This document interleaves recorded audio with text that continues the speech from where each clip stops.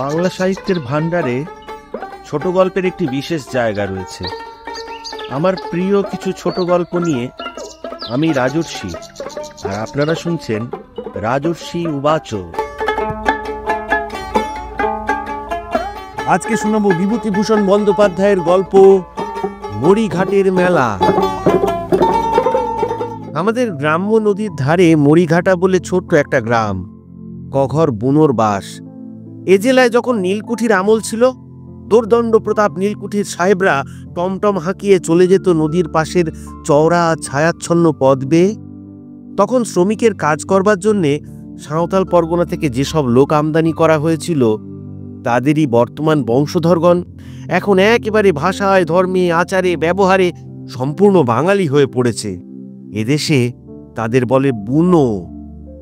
সমাজে নিম্ন স্তরের শেষ ধাপে এদের স্থান। লোকের কাঠ কেটে, ধান মেরে, দিনমজুরি করে এরা জীবিকা নির্বাহ করে। সারাদিন খাটুনির পরে তাড়ি খায়। এই তাড়ি খাওয়ার জন্যেই এরা ঘৃণিত হয় পল্লী সমাজে। পল্লীগ্রামে হিন্দু বা মুসলমান চাষি মহলে মদ কেউ ছোঁয় না। ওটা ভদ্রলোকেদের একচেটিয়া ব্যাপার। মরিঘাটা নদীপথে 4 ক্রোশ আমাদের ঘাট থেকে। সেবার মাঘী পূর্ণিমার দিন গঙ্গা স্নানের যাত্রীরা যাচ্ছে কেউ নবদ্বীপে, কেউ গৌরনগরের ঘাটে। উভয় স্থানই বহু দূর আমাদের গ্রাম থেকে। যাদের নিজেদের গরুর গাড়ি আছে, তারা আগের রাত্রে গাড়ি চড়ে চলে গিয়েছে 18-19 মাইল দূরবর্তী গৌরনগরের গঙ্গা তীরের দিকে।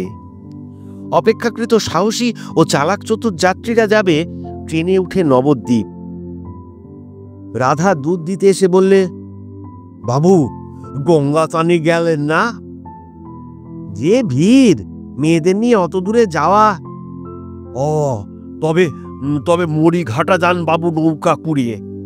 কত লোক যাচ্ছে। সেখানে আবার গঙ্গা কোথায় রে?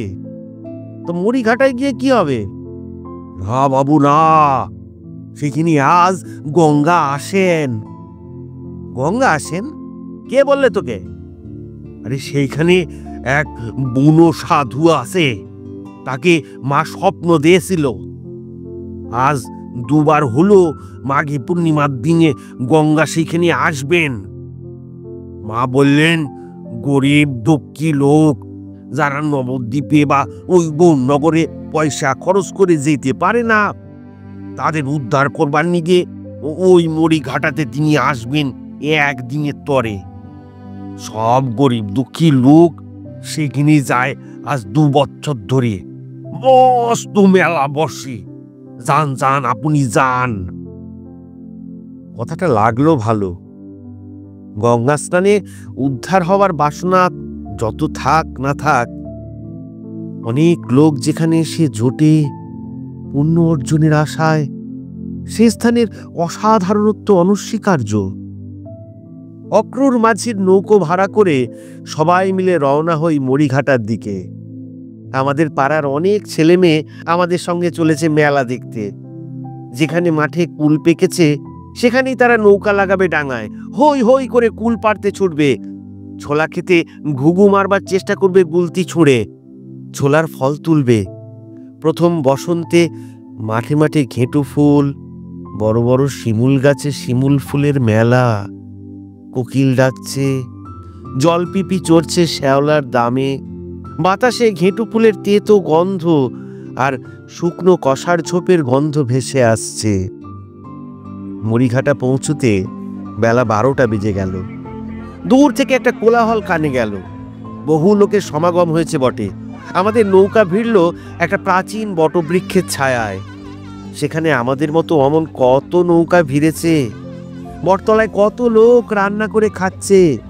মেয়েদের ভিড় বটতলার ওপাশের ঘাটে, সেখানে সবাই স্নান করছে। গঙ্গা নাকি মাত্র সেই জায়গাটুকুতেই আসবার অঙ্গীকার করেছিলেন সেই বুনো সাধুর কাছে। সুতরাং সেখানেই ভিড় করেছে স্নানার্থীরা। তার এক হাত এদিকেও নয় ওদিকেও নয়। অক্রুর মাঝি বললে, মেয়েদের নিয়ে এপারে ভিড়ে কষ্ট হবে। চলুন ওপারে, চলুন। ওপারে সেই বুনো সাধুর আখড়া আছে, আপনি গেলি জায়গা দিবি। ওই দেখা যাচ্ছে তেনার আকড়া, ওপারে রান্না করে খাওয়ার জায়গা হবে কন, নইলে নইলে এইখানে এপারে কনে বা কাঠ আর কনে বা উনুন। মেয়েরা বললেন আগে তাঁরা মেলা বেরিয়ে দেখবেন। মেলা বেড়াতে গেলেন মেয়েরা, আমিও সঙ্গে আছি। তেলে ভাজা বেগুনি ফুলুরির দোকান, খেলনার দোকান, ঘুনসি ফিতে চিরুনির দোকান, চায়ের দোকান। ভিড় বেশি লেগেছে ওই তেলে ভাজা খাবারের দোকানে, আর তার চেয়েও ভিড় চায়ের দোকানে। পাড়াগাঁয়ে চায়ের দোকানে ভিড় বেশি হয়। এখানে যারা এসেছে এদের মধ্যে চা অনেকেই বাপের জন্মে খায়নি। শৌখিন জিনিস হিসেবে অনেকেই এক পেয়ালা কিনে চেখে দেখছে। বুনো, কাওড়া, মালো, ডোম, বাগদি, মুসলমানদের ভিড় বেশি এসব মেলায়। হ্যাঁ হ্যাঁ, মুসলমানদেরও। তাদের মেয়েদের উৎসাহ কোনো অংশে কম নয়। গঙ্গা স্নান তারা অবশ্যই করে না, কিন্তু মেলা দেখতে আসে ও জিনিসপত্র কেনে। চায়ের দোকানের ভিড়ের মধ্যে দেখি মা অনিচ্ছুক ছোট ছেলের মুখের কাছে চায়ের ভাঁড় ধরে বলছে, খেয়ে নে, আমন করবি তো? আরে এরে বলে চা, ভারী মিষ্টি, দেখো একবার খেয়ে দেখো, ওষুধ ওষুধ, জ্বর হবে না। আমলো যা ছেলে, 4 পয়সা দিয়ে কিনে এখন আমি ফেলে দেবো কনে? মুই তো দুভার খেলাম, দেখলি তো, খা খা খা। সরলা পল্লীবধূদের ঠকিয়ে মহকুমা শহরের ঘুঘু দোকানদার অবিনাশ মোড়ল মণিহারি জিনিস বিক্রি করছে। হ্যাঁ, এরে বলে সোহাগী সাবান, গরম জল করে মেখে দেখো না নিয়ে গিয়ে, ভুরভুর ভুরভুর করে গন্ধ বেরোবে, চুলকুনি সেরে যাবে ছেলেদের। 9.5 আনা দাম। তা তোমাদের কাছে আলাদা কথা, 2 পয়সা কম দিও। দাও দাও, পয়সা দাও। আরে আরে বাবুজি, ভালো আছেন? হ্যাঁ, মাদের নেছেন বুঝি? বেশ বেশ বেশ, প্রাত পেন নাম। একটা সিগারেট খান, আসুন আসুন। আচ্ছা আচ্ছা আচ্ছা আচ্ছা, পেন নাম হই। আসবেন তাহলে, এরপর দয়া করে রান্না বান্না করবেন কি ও পারে? হ্যাঁ, সেই ভালো সেই ভালো, এই পারে সত্যিক জাতের ভিড়। কিন্তু কি চমৎকার লাগে এদের আমোদ উৎসাহ ফুর্তি। বছরে একদিন মেলা, এমন উৎসব আসে ওদের জীবনে। আর সব দিন এরা বেগুন পোতে, ধান মারে, কলাই মারে, হলুদ শুকোয়। আজ এসেছে ছেলে মেয়ের হাত ধরে মেলা বেড়াতে। খাবে না চা? কিনবে না সোহাগী সাবান? নদীর ধারে লোকেরা রেঁধে খাচ্ছে, সবাই কিনছে নতুন হাঁড়ি, মাছ ও আলু। আমার বেশি ভালো লাগে দেখতে লোকে কি খায়। বেশিরভাগ লোক রেঁধেছে মাছের ঝোলার ভাত, আলু ও বেগুন কুটে দিচ্ছে ঝোলে। আলু ভাতে বেগুন ভাতে মাখছে নুন তেল দিয়ে, যাদের ভাত হয়ে গিয়েছে। কপি বিক্রি হচ্ছে চড়া দামে। এই অঞ্চলে কপির চাষ নেই, ওটা শৌখিন শহুরে আনাজ বলে গণ্য। কপি সবাই কেনেনি, যারা কিনেছে তারা অনেকে রেখে দিয়েছে, বাড়ি নিয়ে গিয়ে 5 জনাকে দেখিয়ে খাবে।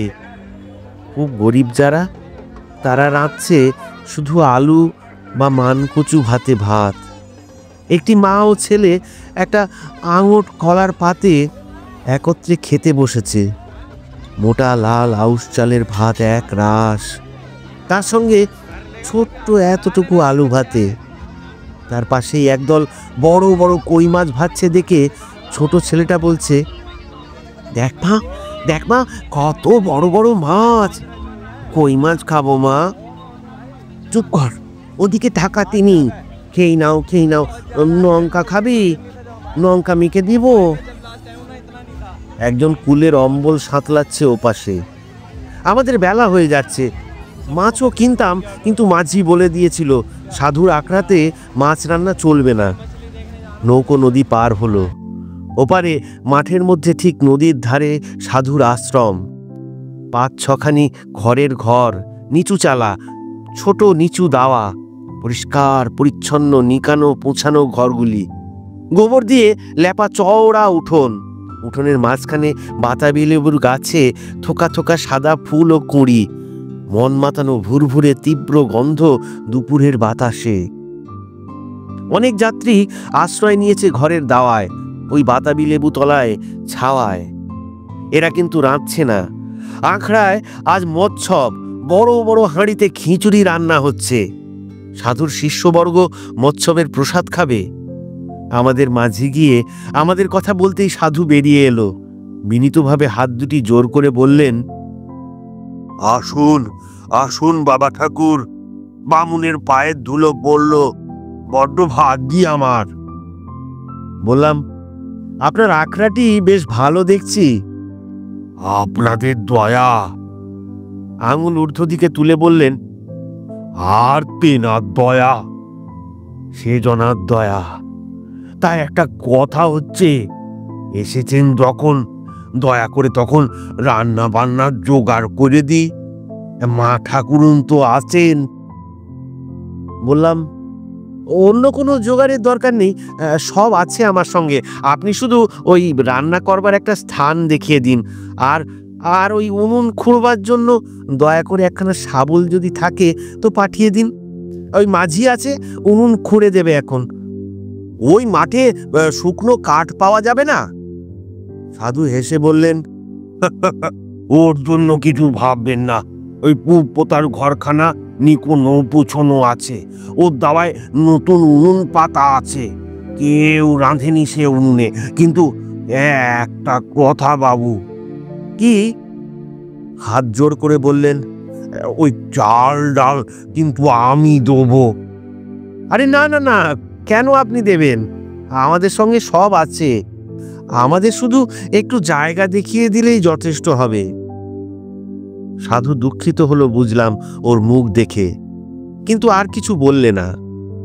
একটু পরে আমরা দল বল শুদ্ধ গাঙের ধারের ঘরখানা দখল করে নিজেদের জিনিসপত্র সেখানে আনিয়ে নিলাম নৌকো থেকে।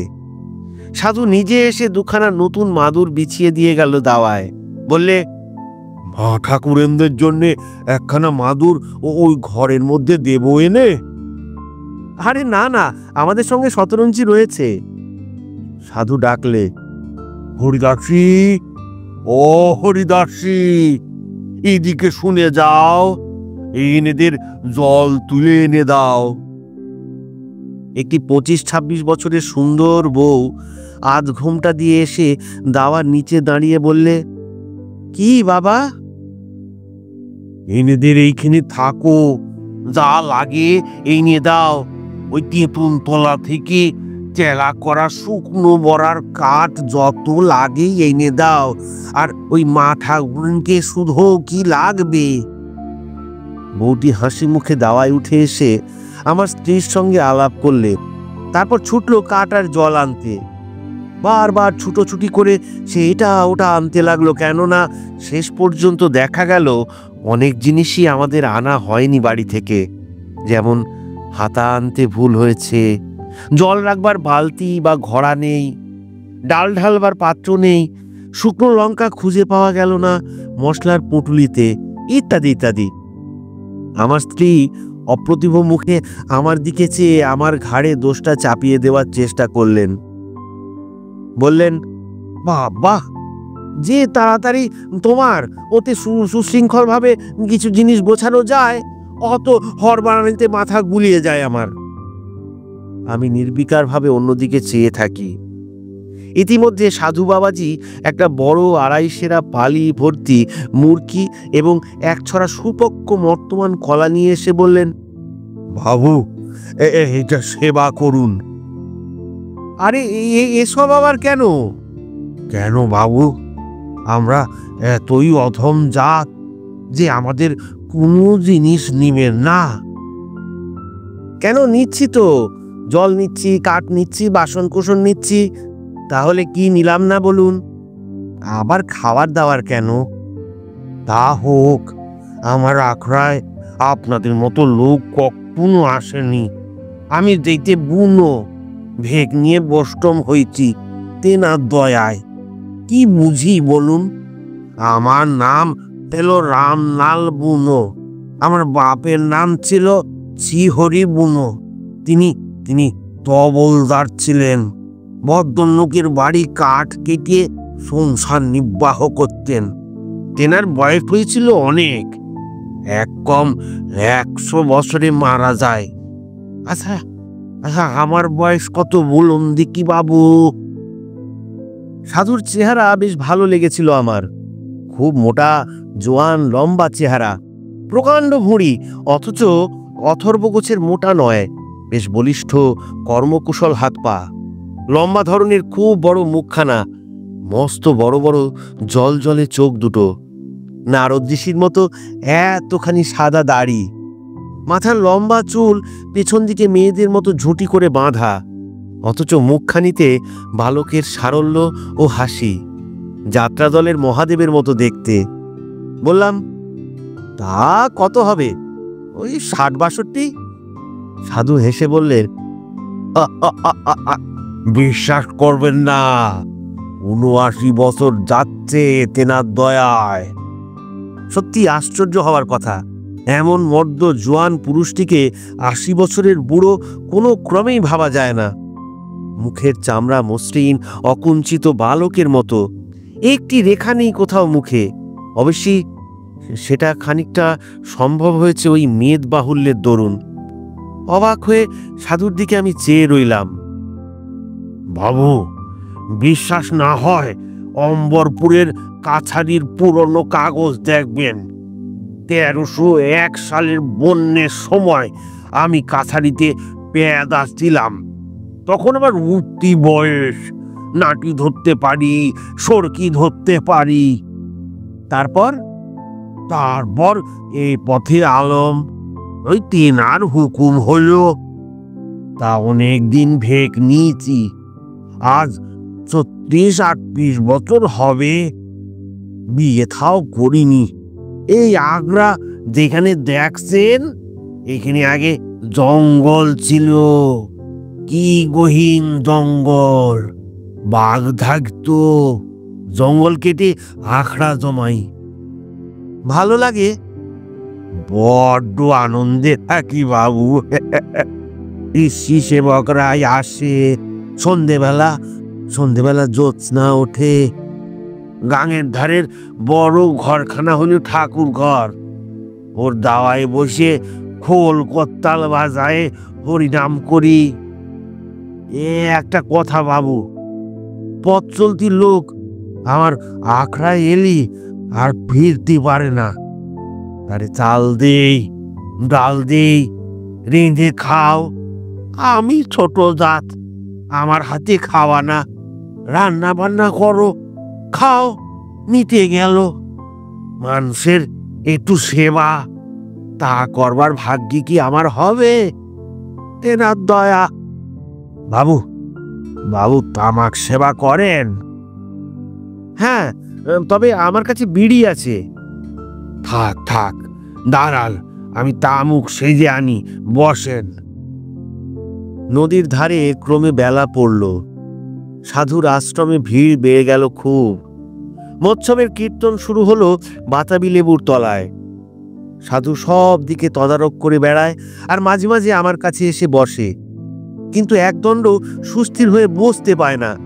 এ এসে বলে একটা ঘোড়া দাও, ও এসে বলে একটা ঘটি দাও। সাধু উঠে উঠে গিয়ে তাদের জিনিস দিয়ে আসছে, যে যা হুকুম করছে তখনই তামিল করছে। এতটুকু অহংকার নেই, সাধুগিরির দম্ভ নেই, যেন সবারই ও চাকর। অনেক লোক আখড়ার বড় উঠোনে ইতস্তত রেঁধে খাচ্ছে। সবাই মৎসবের ভাত খাবে না তা বুঝলাম। একবার হরিদাসী এসে বললে, বাবা, নামযজ্ঞ শেষ হয়েছে, কিছু মুখে দেন এবার, সকাল থেকে খাননি। সাধু বললে, আচ্ছা, আগে ওদের সকলকে পাতা করে বসিয়ে দাও, আমার খাওয়ার জন্য ব্যস্ত কেন? তখন বেলা 5টা হবে। আশ্চর্য হয়ে বললাম, সে কি, সকাল থেকে কিছু খাননি? হরিদাসী বললে, বাবার ওই রকম, সন্ধ্যের আগে একবার খান, অন্যদিন সকালে পেঁপে খান, কলা খান, আজ তাও খাননি। আপনি কিছু মুখে না দিলে আমি খেতে বসবো না বাবা। সাধু হেসে বললে, আচ্ছা, যা মা, একটু গুড় জল নিয়ে আয়। আর ওই মালখা ভোগ নিবেদন হয়েছে? যা, বাবুদের জন্য একটা ভালো দেখি মালসা নিয়ে আয় দেখি আগে। দুখানা পাটালি বেশি করে দিয়ে আনিস। বাবুদের মালসা ভোগ খেতে কোনো আপত্তি নেই তো? না না, আপত্তি কিসের? হরিদাসী চলে গেল এবং খানিক পরে একটা মালসা ভোগ আমাদের সামনে নিয়ে এসে রাখলে। রান্না হচ্ছিল পাশের ঢেকিশালের এক কোণে। হরিদাসী সেদিকে তাকিয়ে বলে উঠল, বাবু, আপনাদের রান্না নেমে গিয়েছে। কলার পাতা কেটে আনি আর জায়গা করে দিই, খেতে বসুন, বেলা নাই। সে আবার চলে গেল। জিজ্ঞেস করলাম, আচ্ছা, এই বউটিকে? ওহো, ওরা গোয়ালি, কাছেই কামদেবপুরে বাড়ি। আমারে বড্ড ভক্তি করে, একেবারে যেন আর জন্মের মেয়ে কি মা। ওরা স্বামী স্ত্রী আমাদের এখানে মৎস্যবের অন্নভোগ খায়, আরো অনেকে খায়। আমাদের খাওয়ার সময় সাধু কতবার যে এলো গেল, হাত জোর করে ঢেকিশালের বাইরে দাঁড়িয়ে রইল। খাওয়ার শেষে যখন হরিদাসী বড় এক বাটি জাল দেওয়া দুধ হাতে ঢুকলো, তখন আমি প্রতিবাদ জানালাম, আচ্ছা, দুধ কেন আবার? হরিদাসী জানালে, এ দুধ তার নিজের হাতে জাল দেওয়া, খেতে কোনো আপত্তি হবার কারণ নেই। সাধু বললে, সেবা করুন বাবু, আমি ওরে বলেছিলাম বাবুদের জন্য 1.5 সের দুধ আলাদা করে ক্ষীরের মতো জাল দেও, ওদের খাওয়ার কষ্ট হবে। আহারাদির পর বেলা একেবারে গেল। অম্বাপুরের মাঠের বন্য কুল গাছগুলোর পেছনে টকটকে রাঙা সূর্যটা অস্ত যাচ্ছে। লেবু ফুলের সুবাস ছায়া স্নিগ্ধ বাতাসকে মদির করে তুলেছে। শুকনো কষার ঝোপের গন্ধ আসছে গাঙের ধার থেকে। মেলা ফেরত যাত্রীরা আখড়ার সামনে গরুর গাড়িতে উঠে নিজের নিজের গ্রামে রওনা হচ্ছে। খেয়াঘাটে একখানা যাত্রী বোঝাই নৌকো এপার থেকে আসছে। মেলা থেকে যারা বাড়ি ফিরছে, তাদের কারো হাতে তেলে ভাজা পাঁপড়ের গোছা, কারো হাতে একটা কফি, কারো হাতে নতুন বটি। মাঝি আবার ওপারে গেল মেয়েদের নিয়ে। যাওয়ার আগে অপরাহ্নের ছায়ায় আর একবার মেলা দেখতে চায় মেয়েরা। আমি আর গেলাম না। সাধুর সঙ্গে বসে গল্প করছি দেখে স্ত্রীও কিছু বললেন না। সাধু দীর্ঘ নিঃশ্বাস ফেলে বললে, যাক, এই বছরের মতো মেলা শেষ হয়ে গেল। আবার যদি বাঁচি, আসছে বছর তখন আপনার সঙ্গে দেখা হবে। আসবেন তো বাবু? কথাটা আমার মনে পড়ে গেল। বললাম, একটা কথা, এই মরিঘাটের এখানে গঙ্গা আসেন কে নাকি স্বপ্নে দেখেছিল, সে কি আপনি নাকি? সাধু গম্ভীর হয়ে গেল হঠাৎ। কিছুক্ষণ চুপ করে থেকে এদিক ওদিক তাকিয়ে দেখলে কেমন এক অদ্ভুত ধরনের হাসি ওর দাড়ির জাল ভেদ করে ওর সারা মুখখানায় বিস্তার লাভ করলে। কি চমৎকার জ্ঞান ও কৌতুক মিশ্রিত হাসির ছবি! যেন অতি প্রবীণ জ্ঞানবৃদ্ধ ঠাকুরদাদা কৌতুক ও করুণার হাসি হাসছেন তার অবোধ নাতিটির প্রশ্ন শুনে।